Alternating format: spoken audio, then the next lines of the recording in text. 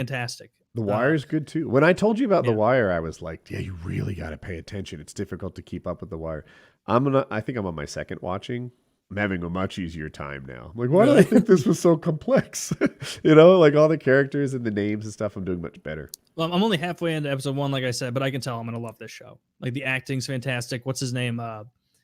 The smart black guy who's like D. the yeah, him. D. Who, like, the first scene he's in is like coaching someone through a court case, and that was really cool. So yeah. Oh wait, the smart black guy, does he have facial hair? He's really Barksdale? famous now. Idris Elba. Idris Elba is the actor's name. I don't remember what his character's name is though. There's a couple smart. Stringer Bell. Okay, Stringer Bell. Okay. Anyway, there's a couple smart black guys in the show, and I like that. I like that the people who run the drug enterprise, some of them are a little dumb thuggy, and some of them are intelligent businessmen, or just, you know, another kind of smart, like a socially kind of smart, where they understand how to play this game. Mhm. And I like him because it seems like it's setting up that he's going to be the big thorn in the side of the cops the whole time. Because, you know, whereas his underlings might get out of control or something, like, seems like he's got a tight, you know, fist wrapped around every little aspect of the business. So I like that character already. So we'll see what he does. Yeah, he's great. Yeah, Stringer Bell. I love that guy's character. I like Dee's character. Shucks, I like most of the characters in it. The detectives, I won't spoil anything with this. They all develop into interesting storylines too. I like what they do with them. So I think you'll enjoy the series. I like the over-the-top, dressing like he's on the street, but he's a cop white guy detective who's like, lady, you take care of the inputting data. Me and my partner, we're street guys or whatever. Is he kind the of hell it chunky is. strong? Like, he's junky strong. He's wearing an enormous shirt and big pants and his like sideways hat. And I guess that was in cool season 2, I think. All the bad guys are white. And he's very excited because it's his chance to like work with the drug dealers and to, you know, he's not there taking pictures from a block away anymore. Mm-hmm. He's the guy who's like dealing with all the other bad guys because he fits. Season 2 is the shittiest one. You guys? I think it is. Yeah. I had a friend of mine. I was texting him. I was like, I'm just finished Sopranos. And he's like, oh, awesome. And I'm like, I'm about to start The Wire. And he goes, awesome. Just like skip season 2, and it's the best show ever made. It's just not as good. It's still a good season. It takes a little while to quote unquote get the band back together, like get all the detectives like back in their squad again.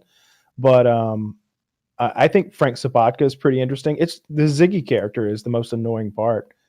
His son, Frank Sapatka's son, is this piece of shit, skinny fucker who's just always just fucking everything up. You know why I liked Ziggy?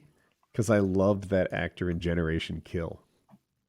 I haven't seen that in a really long time. Oh, he's the guy that drives a lot and eats the Rip Fuel, like energy pills. I watched it one time. I don't remember very well. Anyway, I loved him in Generation Kill, and I just saw a lot of the same characteristics in the same actor, and I was, I get it.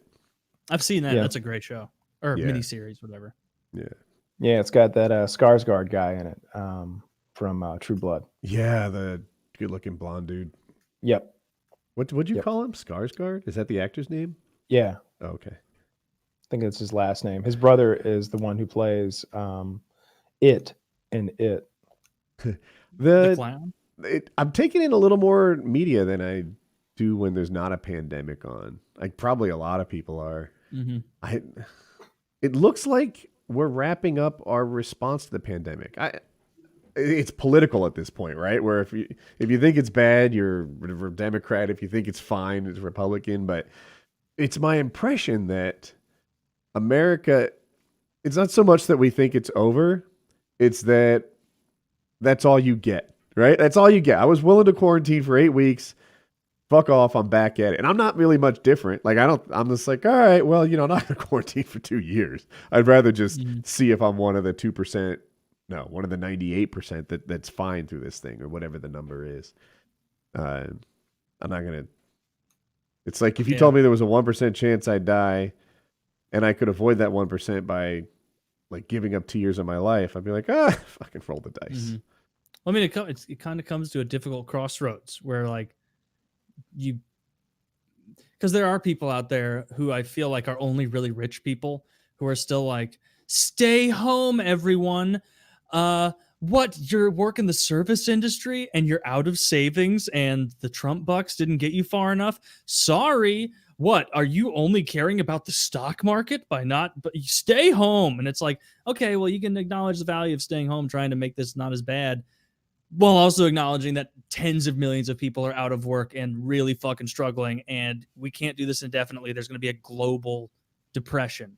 Like, it's going to get bad. There's a huge middle class For sure. who's almost had a lifestyle upgrade from it, and like it. Some people, yeah.